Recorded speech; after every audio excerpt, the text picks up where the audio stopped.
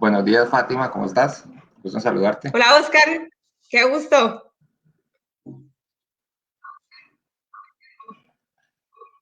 Bueno, hoy estamos con Fátima Aguirre. Ella nos va a comentar hoy un tema muy interesante. Nos va a dar 6 recomendaciones para poder retroalimentar a nuestros colaboradores. Ella tiene una maestría en desarrollo humano de la Universidad de La Salle.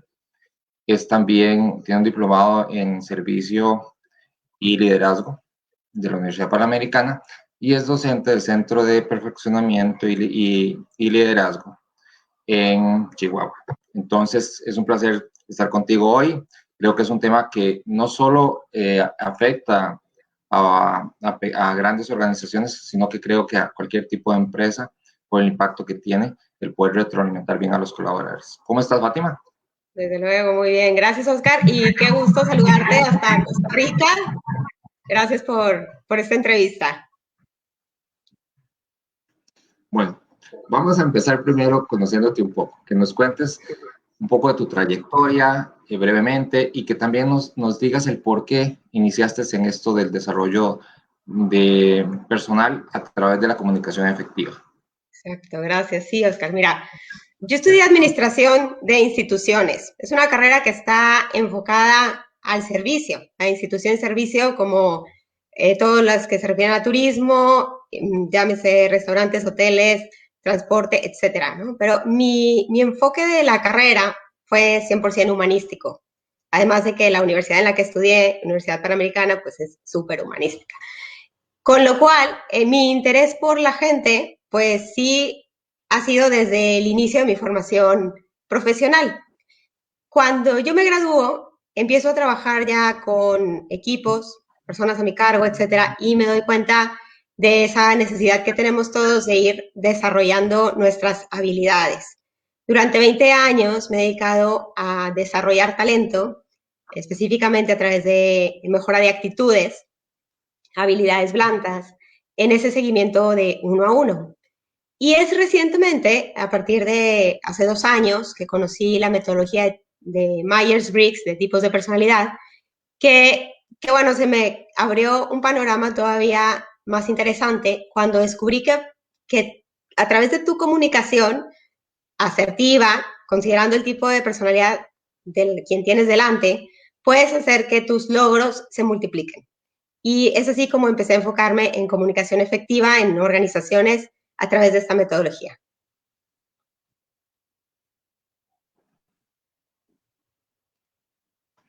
Excelente, Fátima. De verdad que tienes muy claro cuál es el panorama y el enfoque que quieres darle, digamos, a todo tu expertise y obviamente a todo el bagaje que has tenido en tu formación. Yo trabajé varios años en una organización multinacional y sé lo importante del tema que vamos a tratar hoy, definitivamente. De hecho, en la compañía en la que yo trabajé tenía algo que me gustaba mucho. Dentro de sus valores, nos incitaban a los líderes a lograr resultados, pero a través del respeto. ¿Y por qué traigo a colación este tema? Porque definitivamente en las organizaciones y empresas generalmente hay un grado alto de demanda, estrés y se presiona mucho por alcanzar logros y resultados y eso genera tensión. Y muchas veces en ese caminar, el saber retroalimentar puede impactar, dependiendo de cómo se haga, puede impactar en el otro factor que te comentaba, que era el respeto. Entonces me gustaría que antes de entrar en el tema, nos comentaras, antes de que nos comentaras los beneficios, las 6 recomendaciones que nos vas a dar, nos comentaras los beneficios de este saber retroalimentar en el trabajo en equipo y en la posibilidad de mejorar el ambiente laboral. Exactamente. Sí, te agradezco la pregunta, Oscar, porque efectivamente retroalimentar es una práctica que a veces puede estar dejada en un segundo o tercer plano dentro de las operaciones del día a día o dentro de las prioridades de quien tiene gente a su cargo.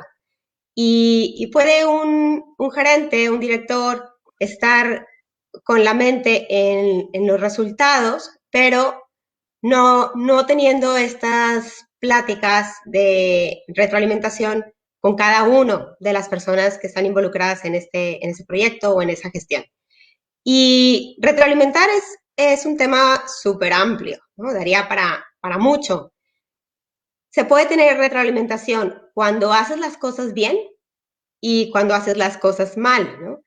En mi país, en México, pues esa de retroalimentar en lo positivo es todavía más escasa, ¿no? Hay jefes que mientras todo esté bien, no dicen nada, ¿no? Y como pues así tendría que ser y ya, o sea, piensan esto, ¿no? Sin embargo, cuando algo sale mal, te interrumpo, sí, dime.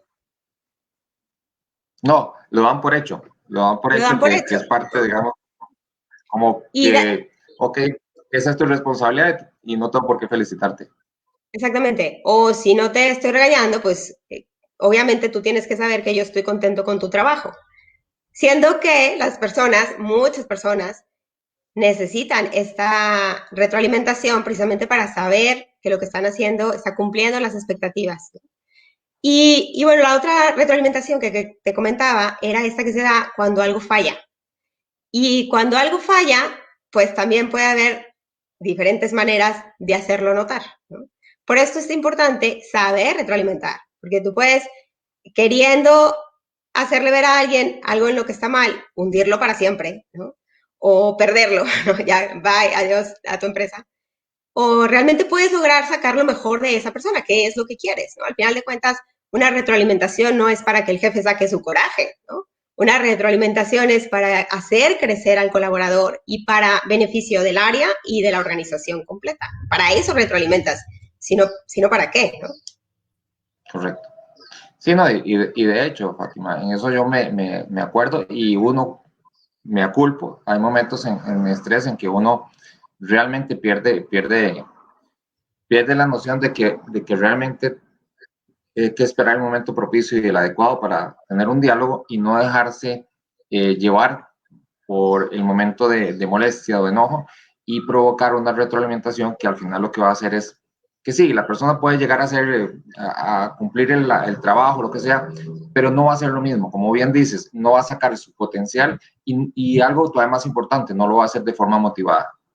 Entonces, Totalmente. si ya más preámbulo, la audiencia está esperando que nos des tus buenas 6 consejos y recomendaciones. Bueno, antes de pensar con las claves de esta retroalimentación, quiero saludar a Ingrid, que nos saluda desde Uruguay, a Pamela desde Chile, Claudia de Chihuahua, Hiromi de Ciudad de México, Yulisa desde Panamá, Ale desde Guatemala.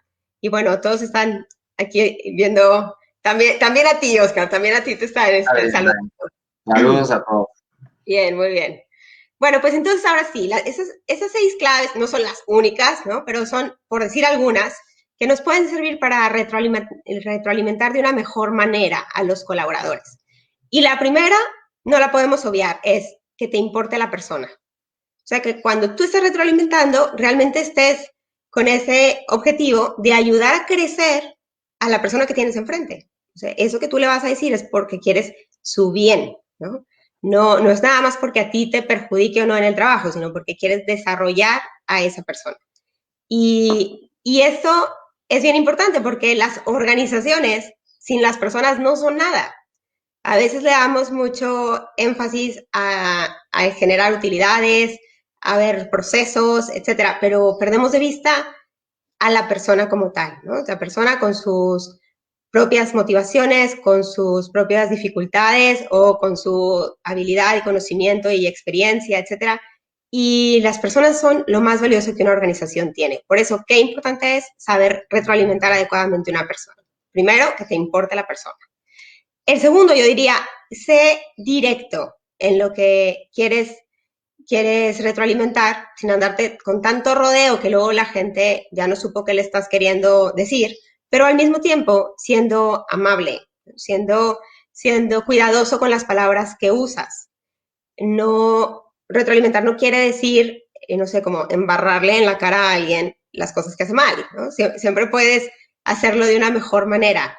Y en esto hay quienes tienen facilidad y otras personas nos tenemos que esforzar más. Esa es la realidad, ¿no? O sea, cuando yo he visto eso de los tipos de personalidad, pues también he notado como las personas que deciden con base en el impacto en las personas, tienen esto por naturaleza desarrollado, o sea, saben usar las palabras que van a hacer sentir confortable al otro, aunque le estén diciendo, hiciste muy mal, todo eso, ¿no? Pero saben hacerlo de una manera en la que no humillan, no ofenden, no lo hacen por, no sé, bloquear a alguien, sino precisamente para ayudarle a mejorar, ¿no? Y en lo de directo, y decía esto de no irse con rodeos, a veces podemos estar queriendo evadir el ya decir, oye, Oscar, es que esto no estuvo bien, ese reporte le faltó información o es lo que fuera. Y por miedo a ofender o por miedo a afectar la relación o porque quien está retroalimentando realmente no ha tenido la experiencia de hacerlo antes o no ha desarrollado la habilidad para hacerlo de una manera pues más cómoda, podríamos decir, da vueltas, vueltas, vueltas, vueltas y no llega al punto, ¿no? O dice una cosa buena y luego dice una mala y luego termina con una buena y al final aquel colaborador pues pudo haberse quedado ya nada más con lo bueno, ¿no? Y no se quedó con eso que quieres que realmente mejore y cambie. Mi tercer clave sería ser específico. O sea, estamos en un mundo en el que pues las palabras pueden tener significados amplios, variados. Si yo te digo, oye, Oscar, este trabajo estuvo muy bien, pero no te digo qué es lo que estuvo bien, pues tú no sabes si estuvo bien porque lo entregaste a tiempo o porque cuidaste la ortografía o porque incluyó toda la información que querías o porque, no sé, te excediste en las expectativas. O sea, ¿qué fue lo que significó ese muy bien, tu trabajo, ¿no? En cambio, cuando a la persona le dices, oye, me gustó mucho que metiste, no sé, estos ejemplos, bueno, esa otra persona ya sabe que es importante que meta ejemplos en sus colaboraciones o lo que fuera, ¿no?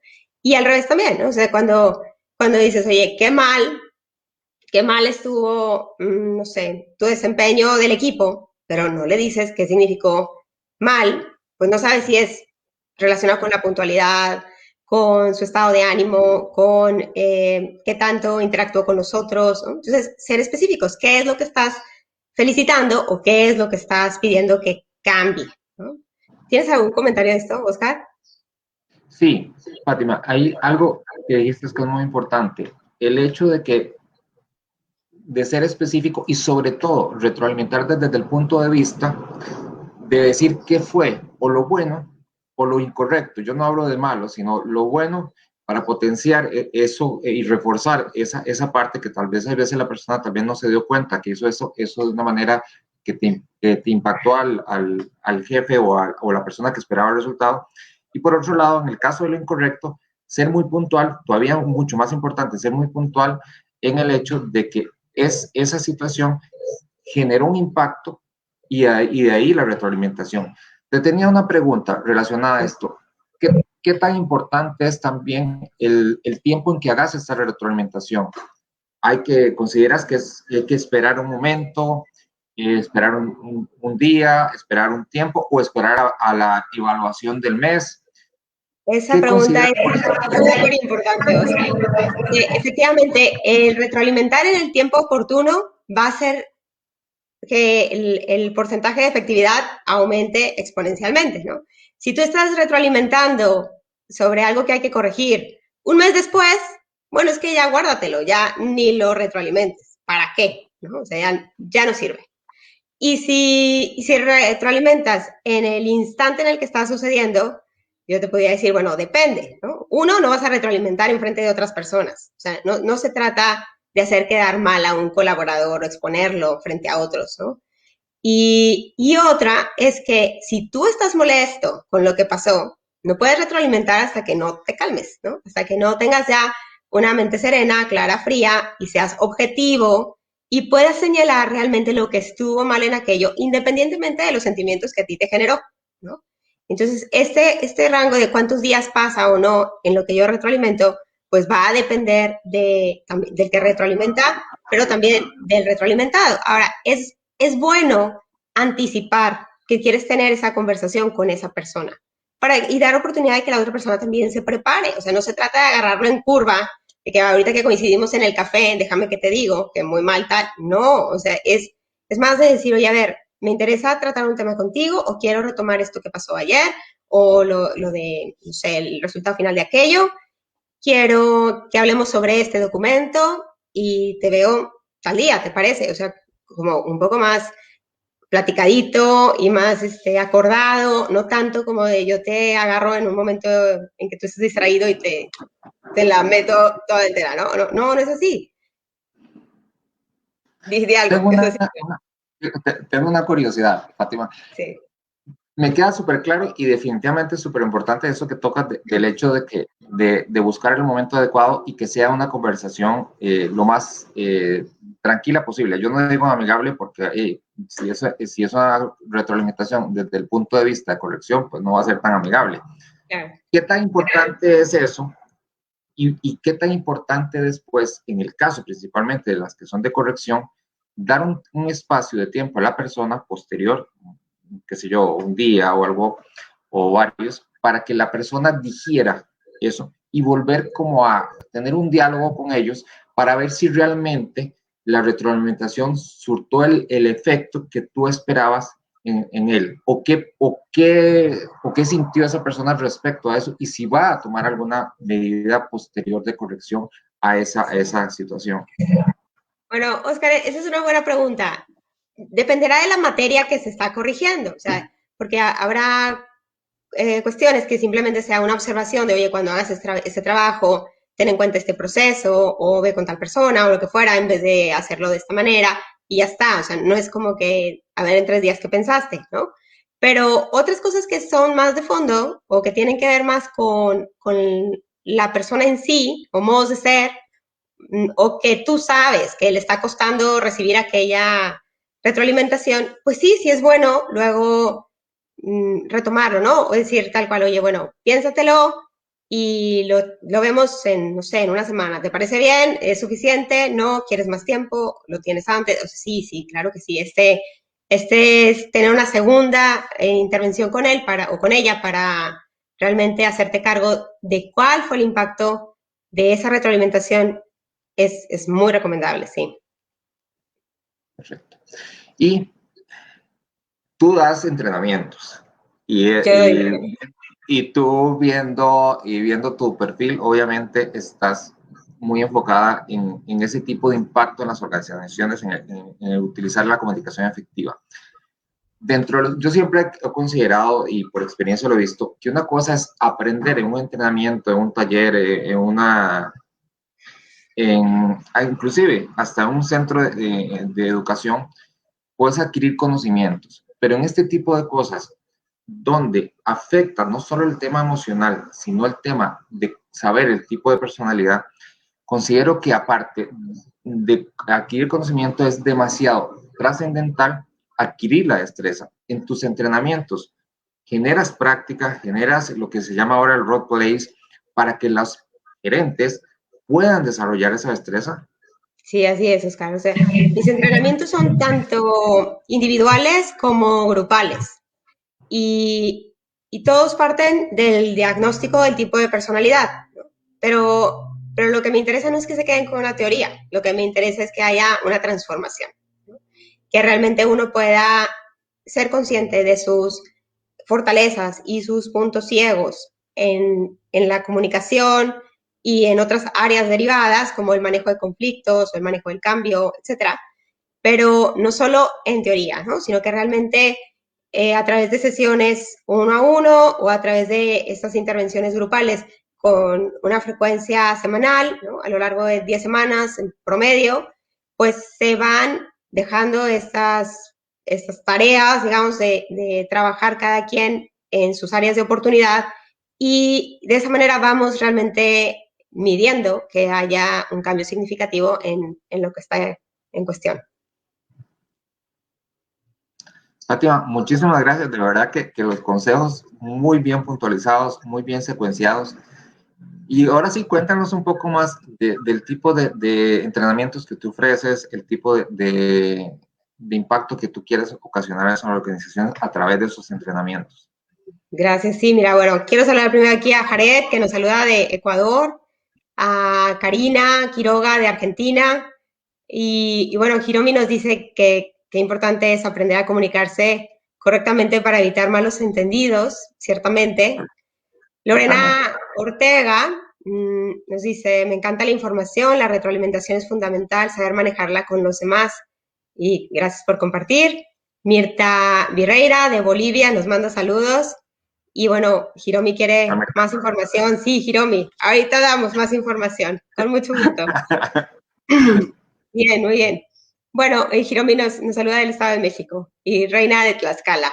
Bueno, pues saludos a todo el mundo. Qué gusto Saludos a estar todos. conectados. Sí, qué bien. Bueno, a ver, me preguntaba sobre los entrenamientos y el impacto que tienen las organizaciones. Esto de la comunicación, Oscar, es que hay que saber dimensionarlo, pues, en su justa medida, ¿no? Parte de la cultura organizacional es la comunicación y es una parte muy importante, ¿no? Así como queremos, no sé, tener el foco en el propósito de la organización, en esa misión, visión, etcétera. También es importante darnos cuenta que sin comunicación no logramos nada. El 60% de los problemas de una organización son problemas de comunicación, ¿no? Lo que pasa es que luego no somos conscientes de esto y vamos apagando fuegos o vamos haciendo corajes y poniendo remedios para los efectos del estrés sin atender a las causas.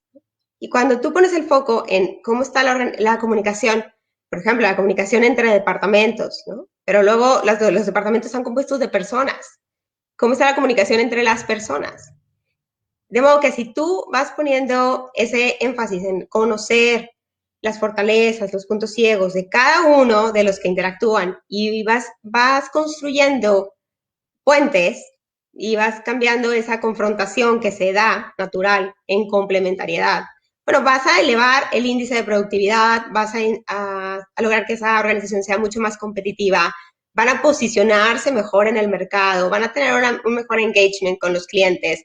Todo esto gracias a la comunicación, ¿no? Pero todo surge desde el interior de la organización. Esto no es como que cara a los demás somos la empresa top y dentro somos un caos. No es verdad, ¿no? Todo se refleja. Eso es por Correcto. lo cual yo veo que es importantísimo atender esto. No, y de hecho, Fátima, ahora inclusive a nivel de Latinoamérica y del mundo hay mediciones inclusive en las empresas donde se logran tomar en consideración varios índices para catalogar a que esas empresas, y eso es directamente un impacto con los colaboradores, que son los que dan esa información, de cuál empresa los colaboradores lo consideran como un lugar ideal de trabajo. Y hay un ranking sobre eso.